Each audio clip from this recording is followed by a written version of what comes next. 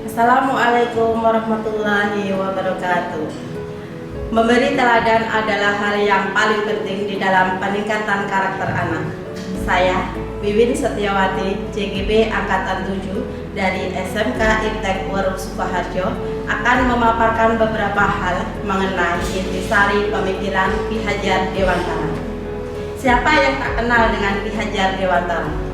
Tokoh sentral dalam perkembangan pendidikan Indonesia yang pemikirannya dalam konteks pembelajaran perkembangan pendidikan di Indonesia telah banyak dijadikan pakem dasar dalam mendidik anak bangsa hingga kini. Ada 3 pokok dasar yang menjadi pemikiran Ki Hajar Dewantara dalam perkembangan dunia pendidikan ini. Yang pertama adalah pendidikan yang berpusat pada anak. Sebagai pusat pembelajaran anak, seharusnya dapat dengan mudah memenuhi kebutuhannya dalam mengenyam pendidikan. Melalui proses pembelajaran, mereka juga perlu mendapatkan nuansa dan suasana yang menyenangkan, aman, rasa dicintai, berharga, dan tentu saja dapat mengembangkan dirinya dengan cara yang mereka senangi. Yang kedua adalah pendidikan menuntut kodrat anak.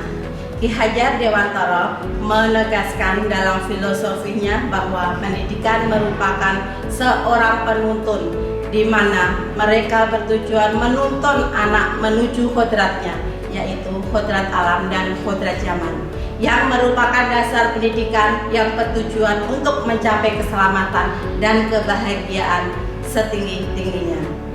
Kodrat alam merupakan lingkungan anak itu berasal, yaitu karakter dan sifat dasar yang dimiliki anak yang tidak boleh dilupakan oleh seorang pendidik, karena beda anak, beda pula cara merawat dan memperlakukannya. Pendidik itu hanya dapat menuntun tumbuh atau hidupnya kekuatan kodrat yang ada pada anak-anak agar dapat memperbaiki lakunya, bukan dasar hidup dan tumbuhnya kekuatan kodrat anak tersebut. Dalam pendidikan, diibaratkan seorang petani atau tukang kebun yang tugasnya adalah merawat sesuai kebutuhan dari tanaman-tanaman itu agar tumbuh dan berbuah dengan baik. Tentu saja beda jenis tanaman, beda perlakuannya. Artinya bahwa kita seorang pendidik harus bisa melayani segala bentuk kebutuhan metode belajar siswa yang berbeda-beda. Kita harus bisa memberikan kebebasan kepada anak untuk mengembangkan ide, berpikir kreatif, mengembangkan bakat minat siswa. Tapi kebebasan itu bukanlah kebebasan mutlak, perlu tuntunan dan arahan dari guru supaya anak tidak kehilangan arah dan membahayakan dirinya. Sedangkan kodrat zaman berkaitan dengan isi dan irama.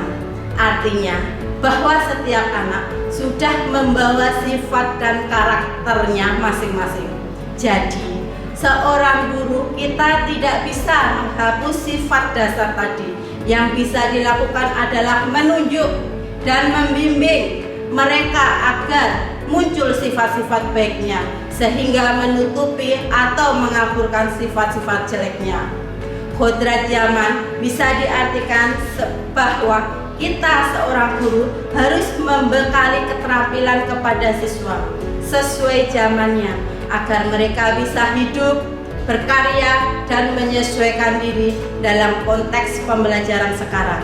Kita harus bekali siswa dengan kecakapan abad 21.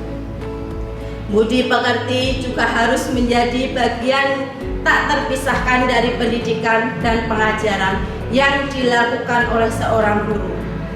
Kita juga bisa melakukan kegiatan-kegiatan pembiasaan di sekolah untuk menanamkan nilai-nilai budi pekerti atau akhlak mulia kepada anak. Dalam pembelajaran di kelas, hendaklah kita juga harus memperhatikan kodrat anak yang masih suka bermain.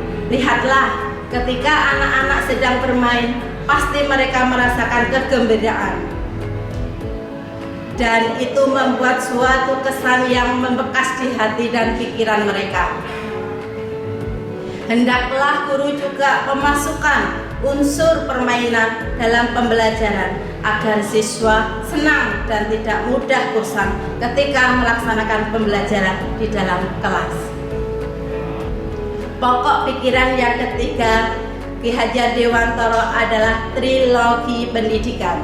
Semboyan yang sangat terkenal dari beliau adalah Ing Ngarsa Sang Tulodo, Ing Madya Mangunkarsya Tutpuri Handayani, yang artinya di depan menjadi teladan, di tengah membangun semangat, di belakang memberikan dorongan.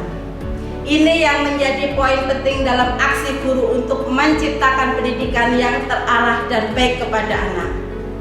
Konsep pemikiran Ki Hajar Dewantara banyak diterapkan dalam segala hal perkembangan pendidikan di Indonesia, tak terkecuali di setiap sekolahan di Indonesia.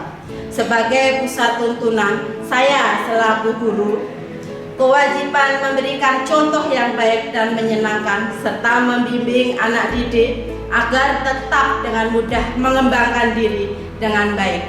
Motivasi dan strategi yang baik membangun semangat anak didik agar tetap mencintai belajar dan prosesnya, serta mendorong kepercayaan mereka merupakan salah satu awal dalam menciptakan implementasi trilogi pendidikan yang dinaungkan oleh Ki Hajar Dewantara.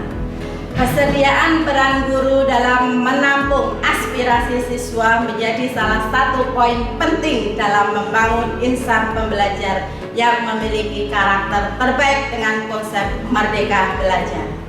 Demikianlah demonstrasi konseptual dari saya yang mengisyaratkan pemikiran Ki Hajar Dewantara. Jalan-jalan ke Desa Weru, jangan lupa memberitahu.